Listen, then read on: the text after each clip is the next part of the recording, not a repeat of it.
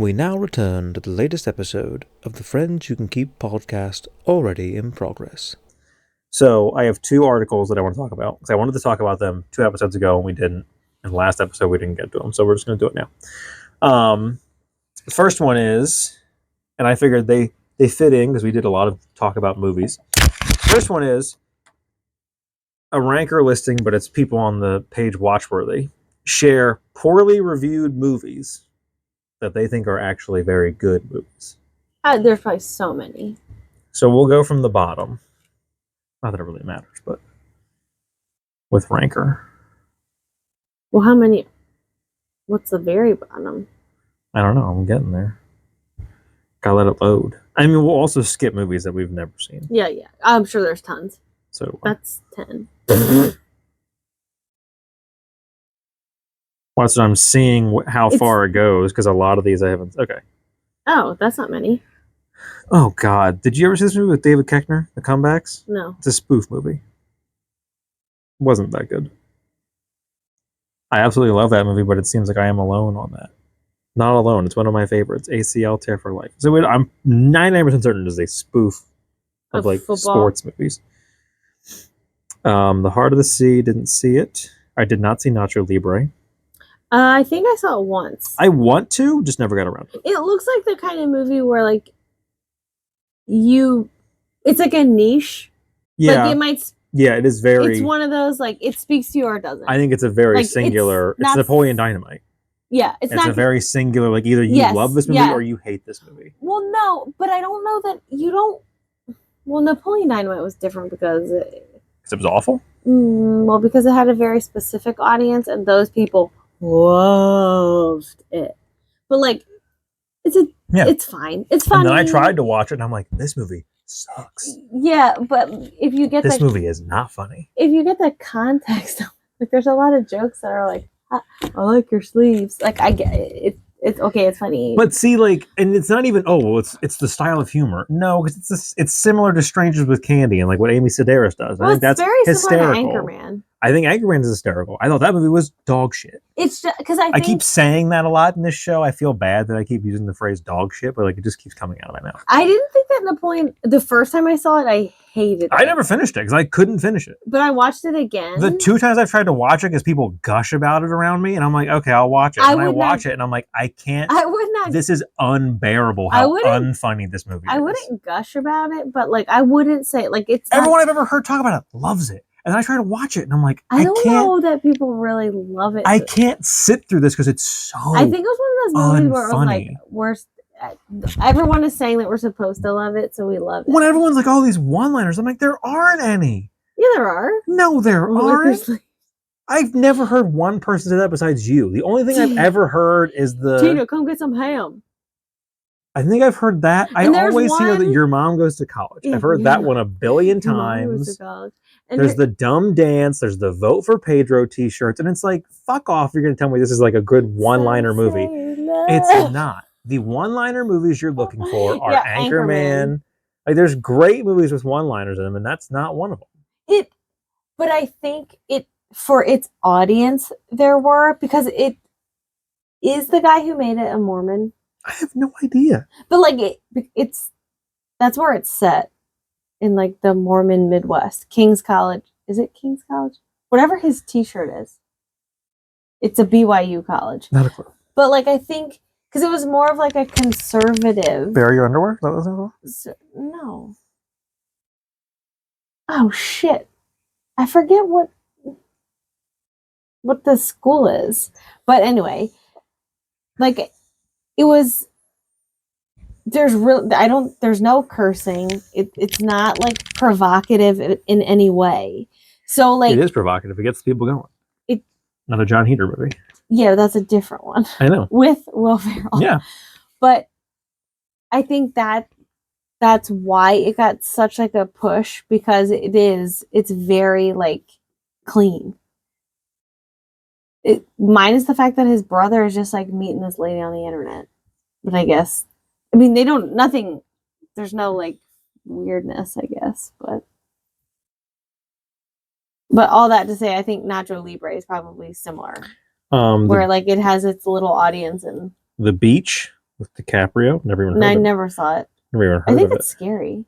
The Lone You've Ranger. heard of it? It's the one where it's like, oh, the beach is just Jack from Titanic thawing out and walking up on the beach because there's a scene of him just like walking out of the water. Never heard of it.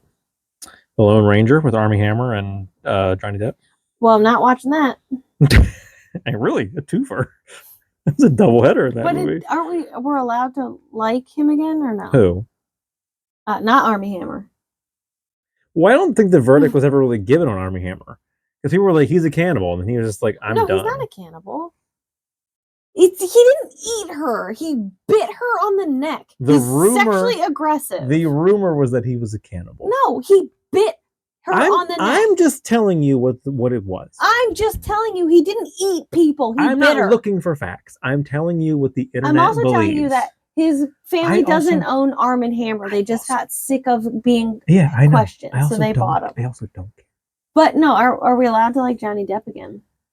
I think you were never not allowed to like Johnny Depp. Well, during the trial, I don't like him. He's a piece of shit. He's always been a piece of shit. Well, he's not a good actor. I don't care for him anyway. People took away from that trial that he was the hero. No, it was him. No, still, they're both awful. It's him still on. You still shit on her pillow. He's still under oath saying like, yeah, I get drunk and I'm a total dirtbag piece of shit, but I didn't do this. And people were like, good for you. Good for her. She's the villain. She's the villain, Johnny. Tell her. Oh, it was like a defamation suit.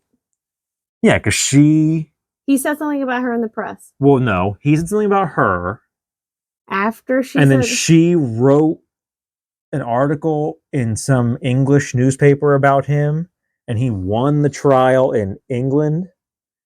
And then I think she like countersued him in America. I don't know. It's this whole convoluted, nonsensical bullshit about two people that don't fucking matter. And it was so zoomed in on everything. And the internet made it was straight white dudes for Johnny Depp and women for Amber Heard. And there was no in between. I'm not for either of them. I shouldn't say that. The in between was straight conservative white people for Johnny Depp because women are dropping pennies left and right for Johnny Depp. He's not attractive, number one. Oh, Pirates of the Caribbean was so good. No, was it? The first one was okay, and then you made like 60 of them, and people just stopped giving a shit. And then you're all up in arms because, oh, we're going to reboot it, but we're not going to cast him. Well, how dare you? It's a fucking reboot. Yeah, why? I don't understand. Do you people not know what that word means? I mean, I know you don't. Because you're thinking Wonka is like a reboot. No, it's a fucking sequel. It's a prequel. No, yeah, it was a prequel. Oh, God, it's just so tiring. I just thought that both of them were guilty. But I think and I keep seeing the whole, like... But, I mean, Armie Hammer is guilty. He is a piece of shit. But people keep saying with Johnny Depp, like...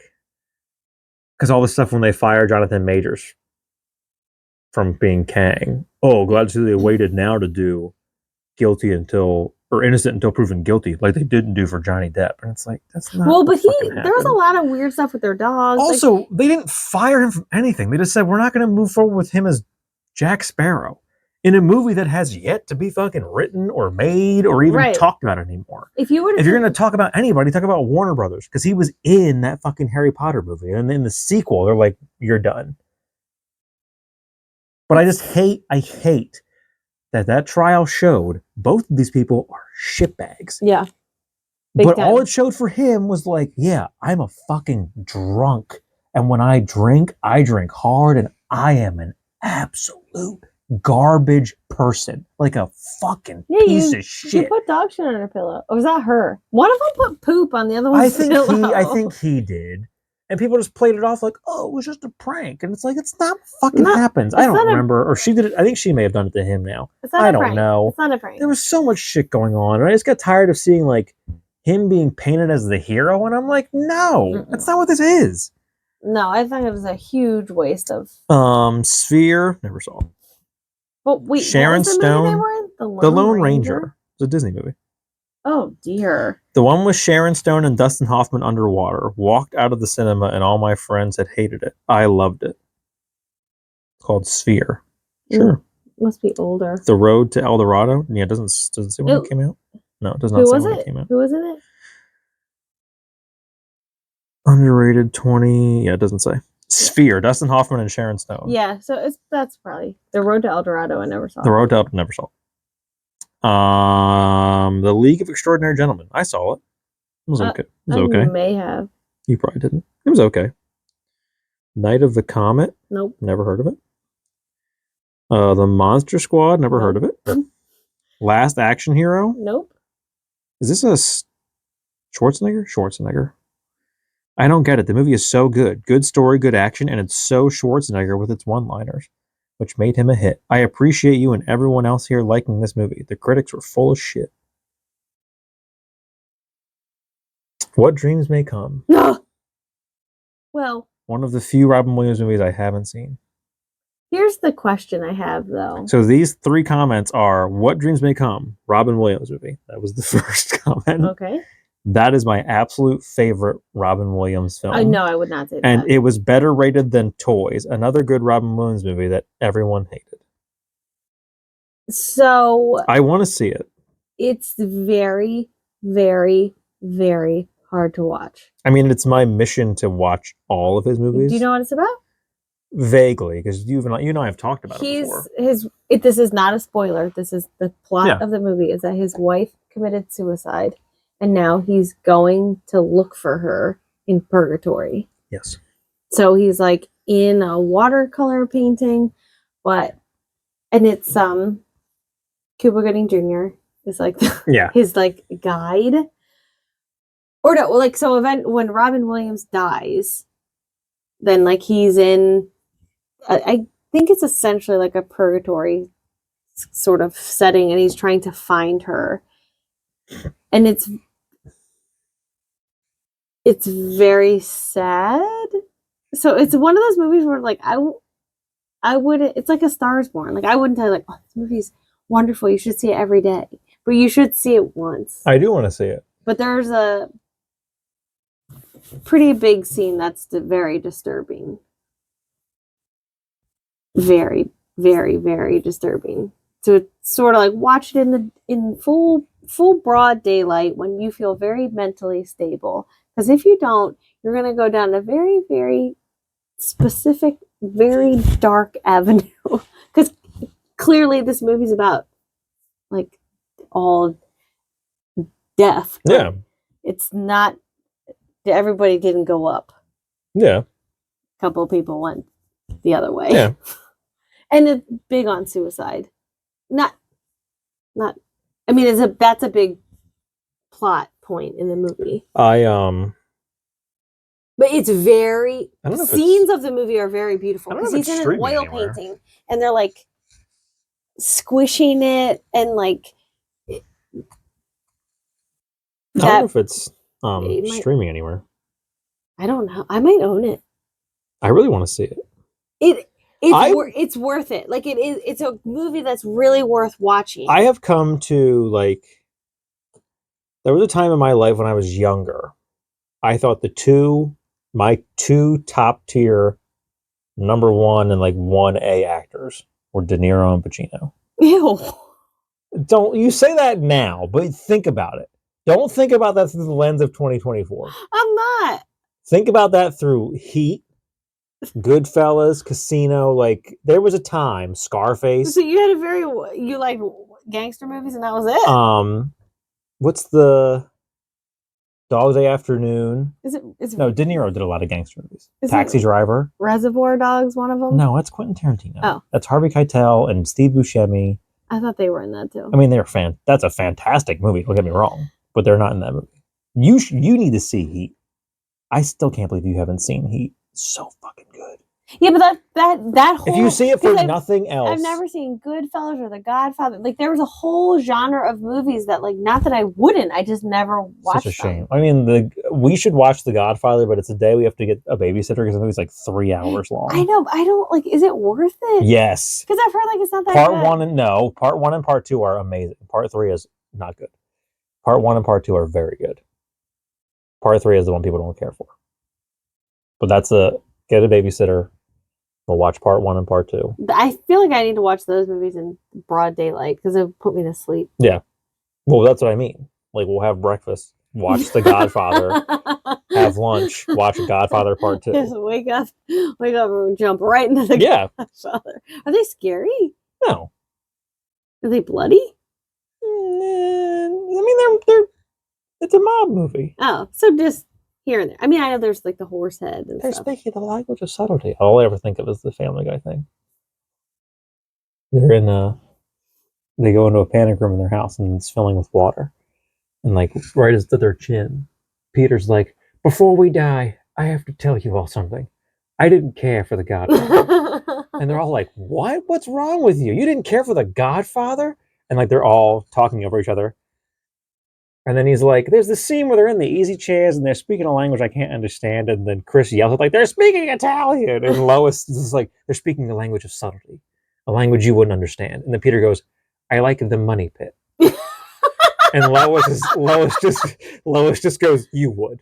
And Chris is like, "I like that movie too." It's so, I always think of that when I think of The Godfather. I didn't care for The Godfather. But I was saying Pacino and De Niro.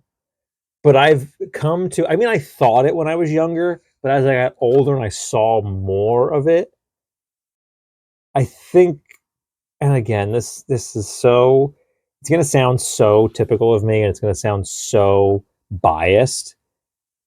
I think Robin Williams may be because of his range as an actor.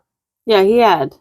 Because De Niro could do, Pacino didn't, like, his comedy is not great, but De Niro does good. You didn't see of what is it, Jack and Jill? Burn this. As Duncan Chino. But De Niro did good comedy. I know you don't care for Meet the Parents, but you should see Analyze This and Analyze That. I saw one of them. Very funny. They are very funny movies. But that was still when he was younger. I think not really. Meet the Parents was when he was. Well, no, he's younger than he is in Meet the Parents. Yeah. Because those came out in the late 80s, early 90s. Analyze This and Analyze That. Yeah, and the Meet the Parents were was the like 2000s. Early 2000s. The first one may have been the late 90s. It may have been right there at the cusp. Oh, really? I don't remember. I don't know. I don't remember either, but I know that it's somewhere in that. I know that Meet the Fockers came out when I was in college because we went to see it and I walked out because that it was the so stupid. Second one. Yeah, third one's Little Fockers. I mean, I enjoy them, but the first one is the best one. It's trying too hard. I have nipples, Greg. Could you milk me? Like the first one, the first one is good. I could get through Meet the Parents. I would watch Meet the Parents a million times over before I would watch Something About Mary. Really? Yeah, I don't care for Something About Mary. You lose me at his dick getting caught in the zipper. I'm lost immediately. And the jizz in her hair. I'm out. It's very. I'm out. I would rather watch Along Came Polly than. Oh, the poop? There's too much poop jokes in that one. Because he has IBS. Yeah, but stop it. I think that's the joke, Stop it. Just stop it. I think it's the joke that he has IBS. Yeah, but it's too much. It's too much. And then Philip Seymour Hoffman sharts. That may be the first time you hear the word shart in a movie. That may be the cinematic. It's too much poop. I would rather watch Something About Mary. Because at least at the end, I don't really remember the end of. I don't really remember that movie either because I can't, like, I don't know. There's just parts of that movie. There's Something About Mary. I would rather watch that one. I think it's because I'm so out of it when he gets his dick caught in the zipper. That's the first 5 minutes. It's the very beginning of the movie, and I'm like, this is too much. So you never get to the brother putting his dick in the vacuum cleaner? I've seen them. Have you seen my baseball? I couldn't tell you the last time I saw. Well, there's the shit with him fighting that lady's cat. I'm like, this is. Yeah, it's. Duplex was also good. Also Ben Stiller. His best movie, Heavyweights. Love Heavyweights. Big stand for Heavyweights. His parents are in that movie. Oh yeah. Zoolander is all. I do like the Zoolander seen movies. Either of them. I didn't see the second one. I do like the first one though. But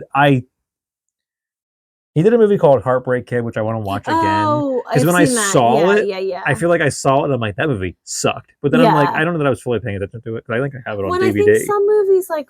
I also want to rewatch that one with him and Adam Driver. That's another one where I'm like, I don't think I got this movie. The one with their neighbors?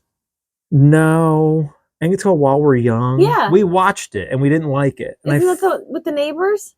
Are they neighbors? I think they had that like one weird night tryst? No, you're thinking that's Jason Schwartzman and oh yeah. I forget what his name is. They're not neighbors, though, they're friends. No, but they're like new friends. And they swing. They have an orgy. The Well- overnight. I think it's called the overnight. Because they have a sleepover, like 4 adults having a sleepover, and I'm pretty sure they all fuck each other. Yeah, but it's not. It's sort of swinging, but it's not like all 4 of them swinging together. It's like, okay, well, this husband will take this new wife, and then this husband will take that wife.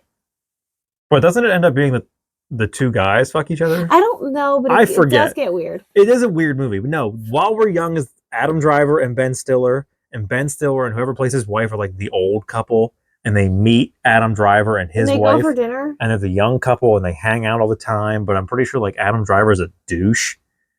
I think it was just depressing. No, I don't remember. I want to watch it again though, because I feel like it should We be. missed something. I feel like I just didn't. Like I wasn't there enough to get it. It's also been a while since I've seen it. Sometimes I think that movies come out. I also watched Uncut Gems multiple times, and I don't like it. Sometimes though, like especially movies like that, where it's like I think they just came out like they were just like a little ahead of their time. So we, the audience, weren't like mentally ready for that. And then other movies come out that's like that, and then we're like, oh, we love this. I think that movie was too hyped. And we come what? Uncut Gems. Well, sure. I think that movie was a movie that That's what happened when I watched American Hustle. people built up way too much. Well, you should rewatch American Hustle because you also looked at it through a different genre than what it was. I think now that you've seen more of his movies, you would appreciate that movie more. But that's what I mean. The same with The Big Short. Oh my I god! think you like need to see some The Big movies Short. come out and it's just like the audience just like isn't. The Big Short was so. We're good. either not ready. Um, we don't get it. I And think the problem was though people forgot Spanglish existed. People forgot that Punch Drunk Love existed. Like people forgot that Spanglish is not a serious movie. it's comedy. a more serious No, it's movie for not. Adam. It's a No, more it's not. serious movie for Adam Sandler. People forgot You People existed. I mean, we all like, saw. What's Punch Drunk that Love. one? It's terrible. People forgot that What's he the one where did. he's like works in the paper thing? Works at that like weird. I forget what he sells, but Philip Seymour Hoffman's in it. It's bad, real bad. I It don't is like not. It's not great. Paul Thomas Anderson's movie. But people forget that he was a dramatic actor. Like he did dramatic shit. And then Uncut Gems came out, and everyone was like, "Oh my fucking god, he's gonna win the Academy Award!" And he did an interview where if he doesn't get nominated, he's gonna make a movie so fucking bad And for then he made Netflix. Who Be Halloween? And then he made Hubie Halloween, and people were like, "Is this it?" And I'm like, "I kind of like this movie." Everyone did. Because then it was like, can Adam Sandler not make a bad movie? he can. It's called Jack and Jill, and it's also called The Ridiculous Six. Oh, I didn't see And he did that one. weird one with David Spade that I didn't see, The Do-Over. Didn't I see saw that it. movie. Oh, it's so bad. I didn't see that movie. Oh, and no, and the week before that was also bad. The Week Of was also terrible. He did a lot. He's done a lot of stinkers. I mean, I love Adam Sandler. You've done a lot of shit movies. But here's the Um, thing, though. I think like it doesn't matter. No, he doesn't care. People still see him. And Yeah. there are people that love him. Yeah. The only exception, I have not once heard anybody talk about The Ridiculous Six. I have not heard positive or negative. I just heard It just, no like, one talk about it. squeaked right Which under makes me there. wonder, like, did no one see this movie? I mean, you lost me at Taylor Lautner because he was dog shit in Grown Ups 2. I Well, said he's- it. God damn, I said it again. He was horrible in Grown Ups 2. I didn't see Twilight, but I can tell you from the trailers he was horrible Well, he in was Twilight. in what's it called? Valentine's Day. Really bad. Really bad. He's not a good actor. No. I've seen him in one movie, and I can tell you, he's not a good actor.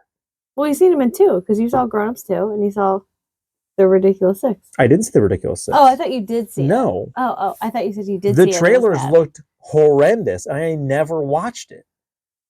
But I then kinda I've want never to. heard anyone talk about it. Where is it? Netflix. It's a Netflix like original movie. Oh. That was one of the first ones he did when he like made that whole deal with Netflix. But then, like, wasn't there also like? But something Jack and 8? Jill, you hear like this movie was terrible. I've not heard anybody say positive things about that movie. That's why The Ridiculous Six is weird because I've never heard anything. I kind of want to watch it just to see. But It's like- Jack and Jill, I've heard like is But here's the thing. universal. I've not heard. It's not an article like this or one person's No. like, man, that movie was really funny. No, I've no. not heard a single person. It is, You're thinking of The Hateful Eight, which was Yeah. a Quentin Tarantino movie. but I think they came out like they very didn't. They not didn't. close. Oh, No. I thought it was like close by. Where I Not- was like, I Not kept as thinking close of- as you think. But Jack and Jill, it's one of those movies where like, Just watch it for the Dunkachino scene. but like watch it because it's one of those movies where it's like it's so bad it's funny. Well, it came out too late, too. Yeah, Like you Yeah. should have been making this movie when Martin Lawrence was doing Big Mama's House, or Eddie Murphy was doing The Nutty Professor. Like that's when you should have made Jack and Jill. But instead, you waited till like you waited every 20 comedian years. is like, I'm not going to dress like a woman anymore for this big comedic thing, and then you're like, I'm going to do that right now. It's like I have an idea. Every black comedian is like, you know what I don't have to do anymore? Put a fat suit on or dress like a woman. And then you're like, Or I'm like going to do that Medea, right now. yeah. Well, Tyler Perry's in it. Those aren't comedies. Those are movies that, like, I started out on top and I drug this out till it was dead. Well, also, didn't Medea start out on They're plays. shows? Yeah. But, like, the movies that he used to make were good. And then the movies he makes that aren't Medea movies are still good. But then, like, Megan's family was into those movies, or Megan was at least, and she made me watch. Was it Medea Goes? No, Medea Goes to Jail was still funny. So good. It was like the Christmas one. I forget what it was. There is literal fucking star wipes to transition to scenes, and I'm like, holy shit! Did you make this in Microsoft Movie Maker? Maybe it was for the Christmas special. It was bad. It was a made for TV. It was bad. But I do like his other ones. But I do. I can do bad all by myself. I like Diary of a Mad Black Woman, which is the first time you gosh. see Medea in a movie. Yes, that one's so good. I like his Why Did I Get Married? Why Did I Get Married? Why Did I Get Married 2? Is it called like Daddy's Little Girls? Oh, I think he's a single dad. Yep. Tyler Perry makes good movies. I didn't see that one. Did he do one or two of them? Where he plays like a hitman?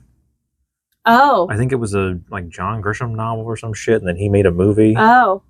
I don't know. He was in Gone Girl. He was in Gone Girl. He's a good actor. He was in Don't Look Up. Yeah. I like him a lot. The Burbs Yeah. is number 3 on here.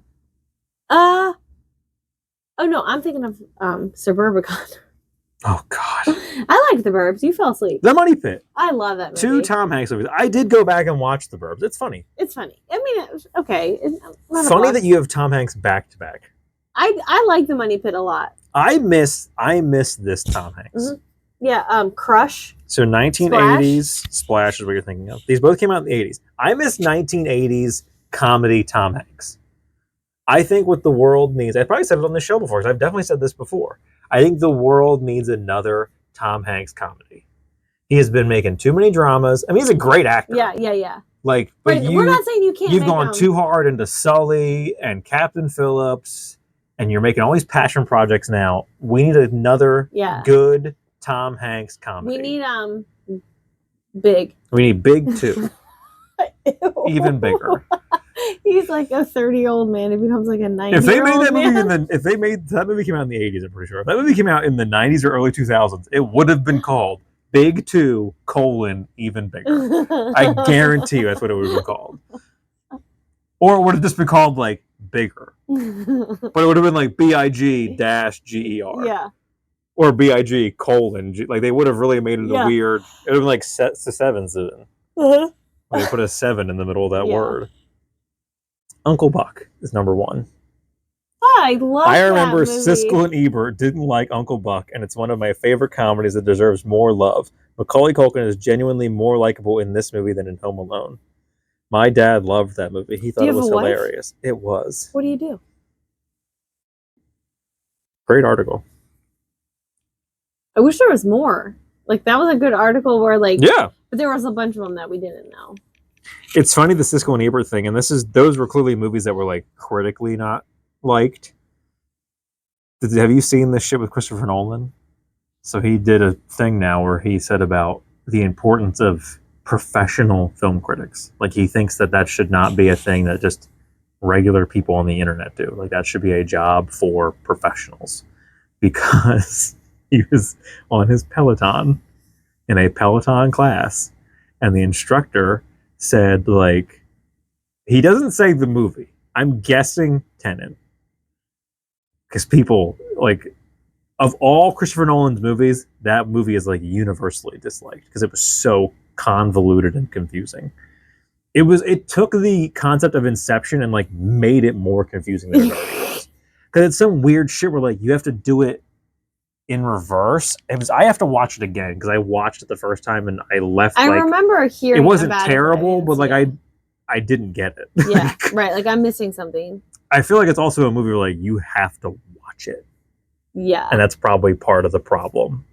Right, because most people don't. But so he doesn't say what movie it was, but he was in this Peloton class, and the instructor was like, "Oh, did you guys see this that's 2 hours of my life I'll never get back. Like, he just like railed against this movie, and Christopher Nolan was in the fucking class. Oh my god.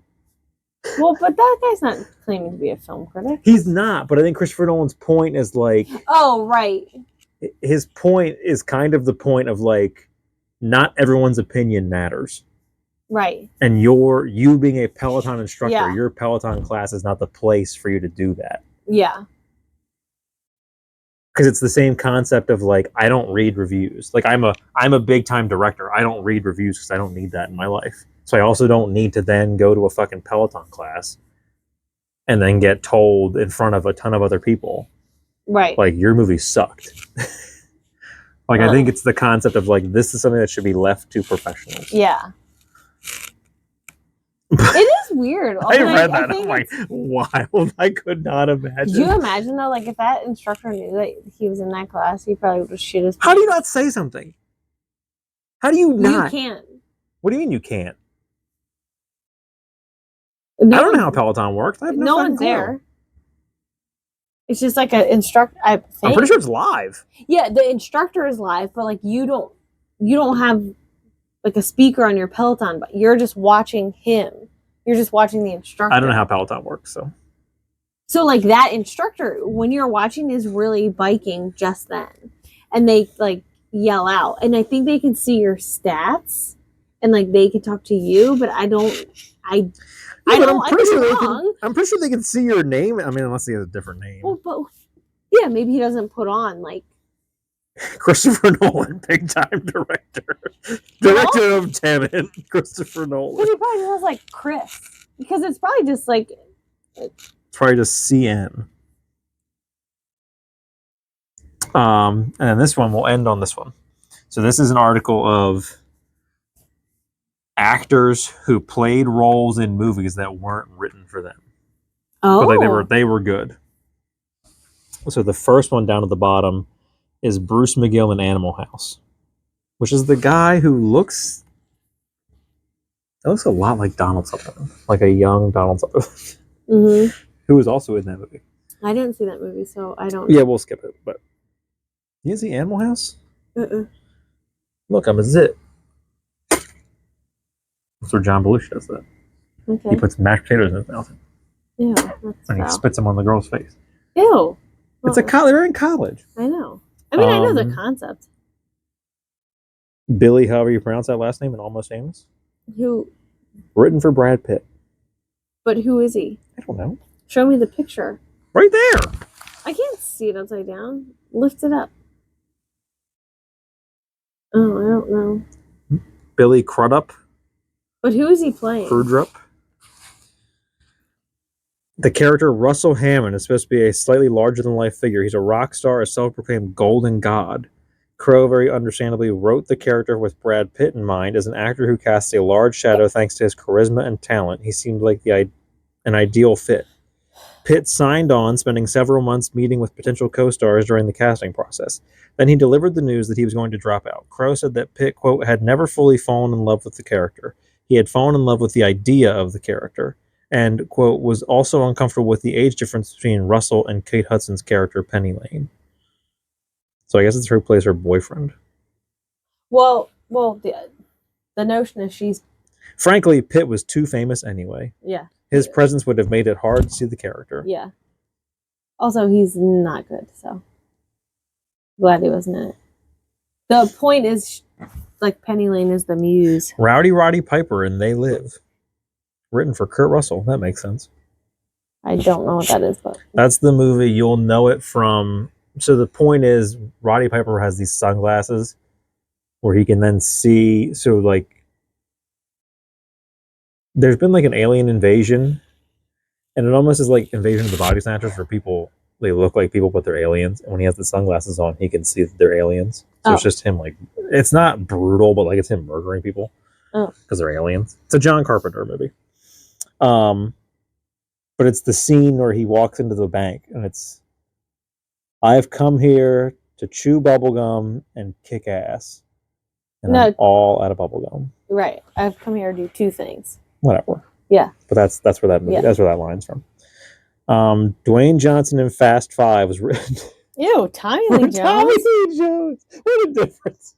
Some of these I'm like, okay, close enough. What a fucking difference that is. That's a whole different movie. Holy shit. And you have to think Fast 5 is not that old, so it's old Tommy Lee Jones and The Rock. But also, like, oh, even if they were like close in age, look at the body difference. That's Are you wild. looking for just a Well, they regular clearly- sized man? Or are They you looking for clearly The Rock? rewrote that entire role. When Fast 5, the fifth installment of the Fast and Furious series, came about, the filmmaking team wanted to add a tough-as-nails figure to portray Luke Hobbs, the diplomatic security service agent Vin Diesel's Dom first chases, then joins forces with. Then immediately thought of Tommy Lee Jones. He was an Oscar winner for his formidable turn in The Fugitive and had an overall reputation for playing characters who are blunt and no nonsense. Yeah. Diesel, who served as a producer as well as the star, changed his mind after reading several social media posts from fans. One in particular caught his attention. Diesel explained, "The reason why we brought Dwayne Johnson into Fast 5 was because of a fan. There was a girl named Jen Kelly who said, I would love to see Johnson and Diesel work together on screen. And so we gave a role that was initially written for Tommy Lee Jones, but we gave it to Dwayne and he shined in it. And the two of you fucking hate each other." I mean, I think it would have been interesting to see Tommy Lee Jones in that role. Aside from the but- fact that it seems unlikely to have Jones teaming with Jason Statham for the eventual Hobbs and Shaw spinoff, Johnson owns the role so fully that it's tough to imagine anyone else inhabiting it. The Fast and Furious franchise is founded on macho toughness, and who represents that better? Johnson's presence adds another layer of testosterone to the proceedings. His commanding presence makes him a perfect match for Diesel. And then you had to be in Hobbs and Shaw because Vin Diesel refused to work with you. And then I'm pretty sure the movie you were in for Fast and Furious, Vin Diesel was not. Oh, those movies are a wild ride. Cleavon Little in Blazing Saddles, written for Richard Pryor. I mean, if you don't already know that, shame on you. But Oh, yeah. the black guy in Blazing Yeah, Saddles yeah, was yeah. supposed to be Richard Pryor. I was like, it's not, but no, it's not. You've doubtlessly noticed Richard Pryor's name in the writing credits. He was a major stand-up comedian at the time, and the role calls for a black actor. So why didn't he play the Sheriff Bart? Brooks desperately wanted him to, even going, quote, on bended knee to every studio executive, begging them to approve hiring the actor. Pryor's drug abuse and subsequent arrests were common knowledge in Hollywood at that point, and his stand-up routines could be both profane and controversial. These factors led the brass at Warner Brothers to nix Brooks' request. Wow. Warren Beatty and Heaven Can Wait. Didn't see that movie. Nope. Written No. for Muhammad Ali. I don't even know what that is.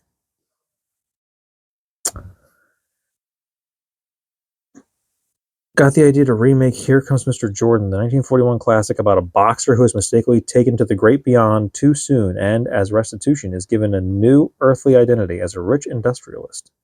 Given that it was the 70s, there was only one person who could really play that part, Muhammad Ali. He and Beatty were friends, so they began talking about the prospect of working together on the script Beatty and Elaine May had written for him, which was known as Heaven Can Wait. Beatty, it turned out, was more serious than Ali was.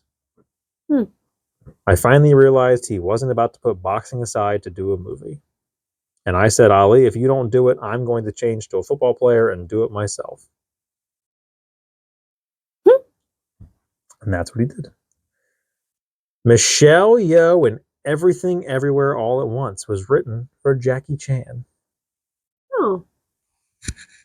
We were having trouble figuring out the casting for the father figure, and one of us started wondering what happens if we take Michelle's character and flop it, and she becomes the protagonist, and the film just opened up in a completely different way. Whoopi Goldberg and Sister Act. Written for Bette Midler. Whoa. Bette Midler is one of those performers who can do everything. She can act, as The Rose proved. She can do comedy. Down and Out in Beverly Hills is a prime example. And of course, she can sing. Who among us doesn't get a little choked up when we hear her sing "Wind Beneath My Wings"? That's not to say that she doesn't make a blunder every so often. Case in point, she turned down the hit Sister Act, which writer Paul Rudnick penned with her in mind. In an interview where she discussed Wow. career mistakes, the actress recalled, "There was Sister Act, which was written for me, but I said, my fans don't want to see me in a wimple. I don't know where I got that from. Why would I say such a thing? So Whoopi did it instead, and of course, she made a fortune. Jack Nicholson in Terms of Endearment, Wow. written for Burt Reynolds. Whoa.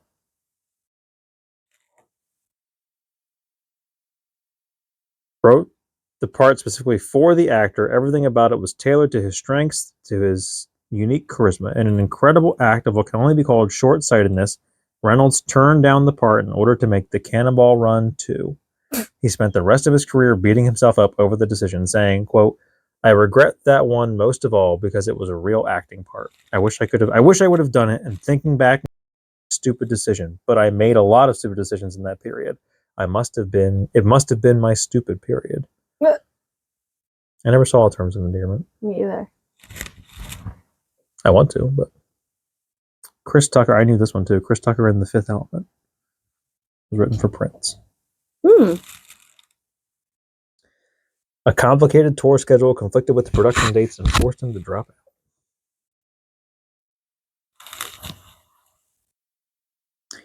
I'm pretty sure there's a story about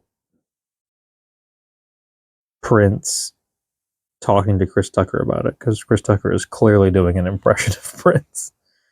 Sam Neill in Jurassic Park. Written for Harrison Ford. I was trying to guess. Of course it was. Fucking Steven Spielberg. Of course Oh my it was. God. No. Oh, I don't know that it would have worked the same. Had the director gotten his way, when adapting Michael Crichton's best-selling dinosaur novel, Spielberg had Ford in mind for the character Alan Grant from the get-go. The part was even written to fit Ford's quiet strength on screen. During a 30th anniversary screening of Raiders of the Lost Ark, Ford cracked that Spielberg only ever hired him to play Indy. The director responded by revealing, you know who I offered Jurassic Park to? This guy, Alan Grant, Jurassic Park, right here. For reasons he has never publicly stated, Ford turned down the role. Sam Neill stepped in instead, and it ended up being the part that made him a star. Not that he would have been good. Harrison Ford would have been fine. But, I just feel like he would have overshadowed everyone else. I think it would have had Sam Neill's not supposed to be Indiana Jones. He's not supposed to be, I think it would have felt man. too much like Indiana Jones. Yeah. It would have felt like you were supposed to really be rooting for. But also at that point, I don't know the rest of their careers, but wouldn't it have been the same thing of Almost Famous, where it's Brad Pitt would have been too famous. Wouldn't have Harrison Ford been too famous? I think he would have overshadowed Jurassic Park, the rest of the movie. Because at that point he was in Raiders. Did the other Indiana Jones come out before then? All of them did. I didn't see them till the 2010s. I don't fucking know. They all came out in the 80s.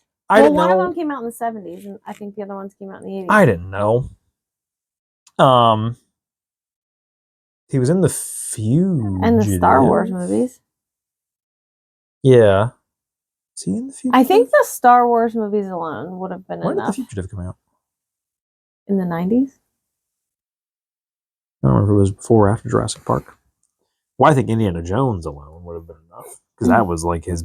yes, he was Han Solo, but I think Indiana Jones was big... Yeah. Well, because he's the leading man. Alec Guinness in Star Wars, who played old Obi-Wan Kenobi, was written for Toshiro Mifune. Okay. Heavily inspired by Flash Gordon's heroes, as well as Akira Kurosawa's 1958 film The Hidden Fortress. That film stars Toshiro as a general who pays two peasants to escort him across enemy lines. For his space opera, Lucas wanted to pay direct homage to The Hidden Fortress by casting him as Obi-Wan Kenobi. The actor turned it down because, according to his daughter, he was concerned about how the film would look and that it would cheapen the image of a samurai. Audrey Hepburn in Breakfast at Tiffany's, written for Marilyn Monroe. Whoa. I said, what about Breakfast at Tiffany's? She said, I think I remember the film. Why did Marilyn Monroe turn it down, or was it... Audrey Hepburn gives one of the all-time iconic screen performances as Holly Golightly in Breakfast at Tiffany's. For this reason, envisioning another actress in the role feels wrong. Truman Capote actually pictured Marilyn Monroe when he wrote the book on which the film is based. And when you really look at it, the choice makes perfect sense. Aside from the fact that Capote and Monroe were friends, the writer borrowed many qualities from Monroe in conceiving the character. Both came from impoverished backgrounds, reinvented themselves in a more glamorous image, and were exploited by men, to just give 3 examples. Hepburn's background was completely different. Director Blake Edwards wasn't sold on Monroe, choosing Hepburn to play Holly instead. His instincts proved correct. The actress doesn't need to have real-life things in common with the character. She's able to make Holly three-dimensional through her talent alone. It also helps that Hepburn has her own distinct look, whereas Monroe had the inescapable va-va-voom factor. She possessed a sense of elegance that really works for the film. Her performance makes Breakfast at Tiffany's what it is. You can definitely tell that it was written, like, inspired by. Yeah. Wesley Snipes in Blade was written for LL Cool J. Never saw it. Joe Pesci in My Cousin Vinny was written for Andrew Dice Clay. What? Screenwriter Dale Lautner had comedian Andrew Dice Clay in mind for the role, saying Vinny was supposed to be a heavyweight boxer. It was mentioned in the screenplay, but got cut out. But he was supposed to look like a big thug, like Muscle for the Mob. I saw him as 6'4", 220 pounds. Not quite how that ended.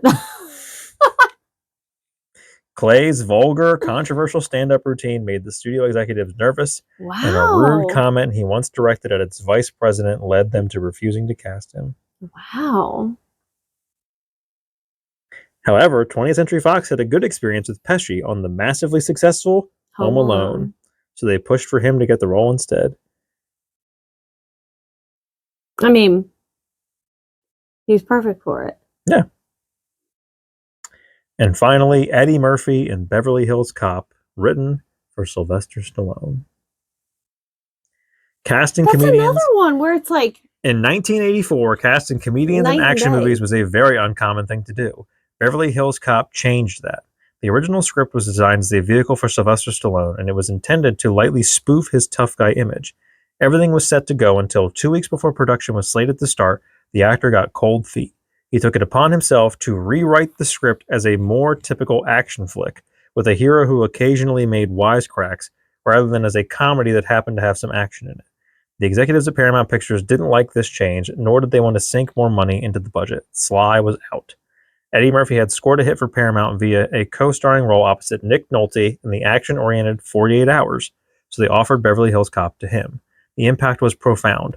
Whereas 48 Hours gave Murphy a big screen breakout, Beverly Hills Cop made him a full-on movie star. His turn as Axel Foley is hilarious. In fact, it's become his signature role. Murphy handles the action incredibly too, bringing a streetwise quality to Foley that infuses the movie with a distinct edge. They're making another one of those. It's coming out soon on Netflix. with him or With Eddie Murphy.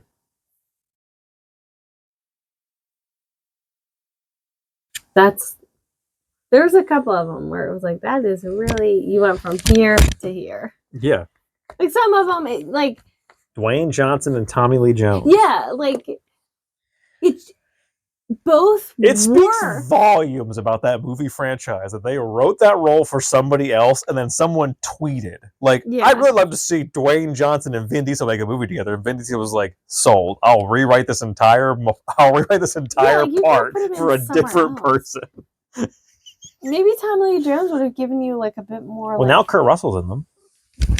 So it's a weird, like, why didn't you write Tommy Lee Jones into Kurt Russell's character? Well, maybe they Did you tried. offer it to Tommy Yeah, Lee Jones? maybe And they Tommy Lee Jones tried said, to. fuck off? Yeah, maybe he was like, no, thank you.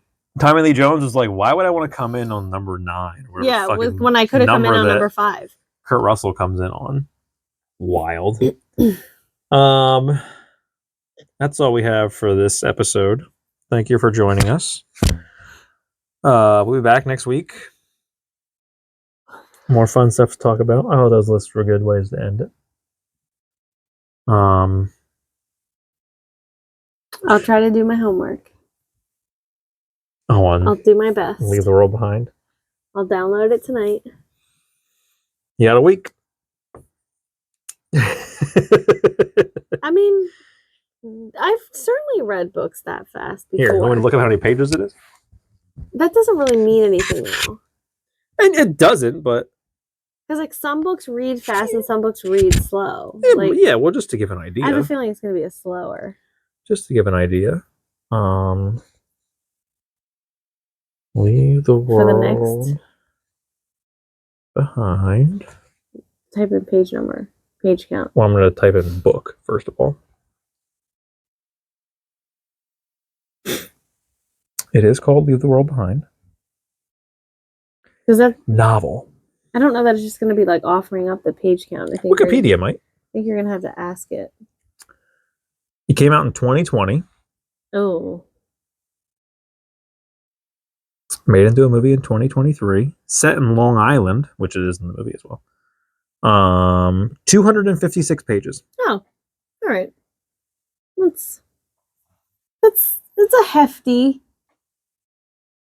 It's not. I don't. But also, like, according to literary review aggregator Bookmarks, the novel received mostly favorable reviews. Writing for The New Yorker, Hilary Kelly praised the novel as enthralling. Oh. It was a finalist for the 2020 National Book Award for Fiction. Okay. Was it a New York Times bestseller? And was assessed by Emily Temple of Literary Hub to have been included on 20 year-end lists featuring the best novels of 2020. But was it a bestseller? I'm not going to read that because that's a big difference. Holy shit, that's a big difference. It does not say. I feel like it would say right off the bat. Because that's like a book. I'm not seeing New York Times bestseller. Not that it matters, but like that would have given a more indication that it was like. I'm not seeing. Author of Rich and Pretty. Okay, that sounds like a fun one. So if you read Rich and Pretty. I don't think I did. But the title lends me to believe I might like it. I usually judge my books based on their cover art. Does it have cover art? Could I see it? This is the Wikipedia one. I'm sure there's probably tons of different ones. No, that's the cover. Oh, yep. Okay, I see what we're working with. It's very Girl with the Dragon Tattoo, Girl on the Train, Gone Girl. That's how all those book covers look. Yeah, very minimalist, very and like